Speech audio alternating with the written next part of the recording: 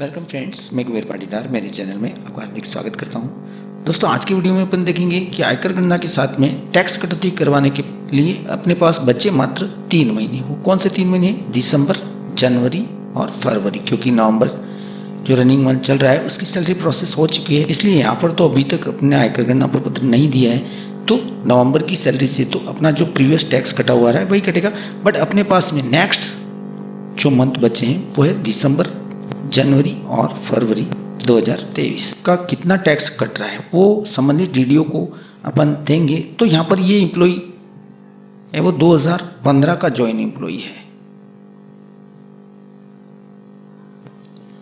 इस एम्प्लॉई की joining date है 12 जून 2015 और उसका आयकर गणना प्रपत्र जनरेट किया है। तो यहाँ पर उसकी टोटल ग्रॉस इनकम आ रही है 7,33,701 रुपया और उसने पीएल सरेंडर भी उसने उठाया है और उसका टैक्स यहाँ पर कितना बन रहा है? 34,378 रुपया। जबकि इस एम्प्लॉई द्वारा मार्च से लेकर अभी तक किसी भी प्रकार की टैक्स कटौती नहीं करवाई है। तो एक साथ उस एम्प्लॉई के 34,378 रुपया टैक्स जमा करवाना है और उसमें बचे हैं उसके पास मात्र 3 महीने, ये दिसंबर, जनवरी और फरवरी तक में। ज़्यादातर अपन मध्यम वर्गीय परिवार से बिलोंग करने वाले हैं, कहीं ऐसा नहीं हो कि अपनी इस टैक्स कटौती के चक्कर में पूरे महीने की सैलरी उड़ जाए।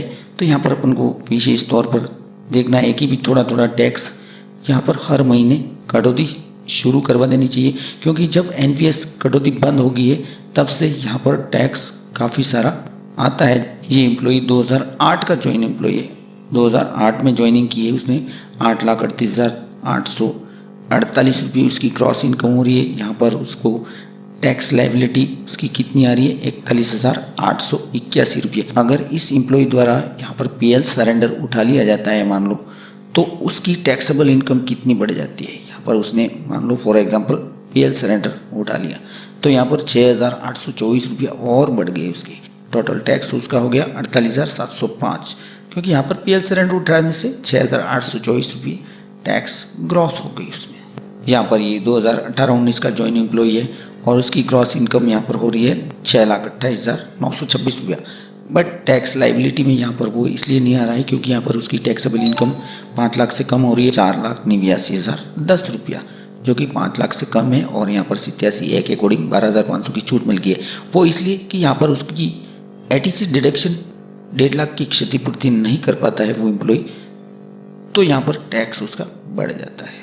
तो कहने का मतलब यही है कि आपने अगर अपनी सैलरी से छोटी मोटी टैक्स कटौती पहले से ही करवा रखी होगी तो एक साथ इन 3 महीनों में आपके ऊपर टैक्स कटौती का भार नहीं पड़ेगा, अन्यथा आपकी सैलरी से बहुत ज़्यादा मात्रा में टैक्स कटौती हो सकती है। क्योंकि कई साथियों के ऐसा भी होता है कि कहीं किसी के लोन की ईएमआई भी रहती है, हर महीने की 5 तारीख तक लोन की ईएमआई रहती है, किसी के क्या रहता है। तो अपन सभी इन बातों का ध्यान रखना अपन को ये आवश्यक है। पहले से अगर आपने टैक्स कटौती करवा रखी है तो आपके वीडियो के 10 नंबर में यहाँ पर आपका 2 क्वार्टर के अकॉर्डिंग टैक्स जमा बताएगा, क्योंकि अभी तक 2 क्वार्टर जमा हो चुके हैं, अप्रैल टू जून और जुलाई से सितंबर तक के 2 क्वार्टर है। यानी कि फर्स्ट क्वार्टर जो होता है अप्रैल मई जून का, जुलाई फर्स्ट वीक में जमा हुआ है और जुलाई अगस्त और सितंबर का अक्टूबर के फर्स्ट वीक में, यानी कि 2 क्वार्टर जमा हो चुके हैं इसमें।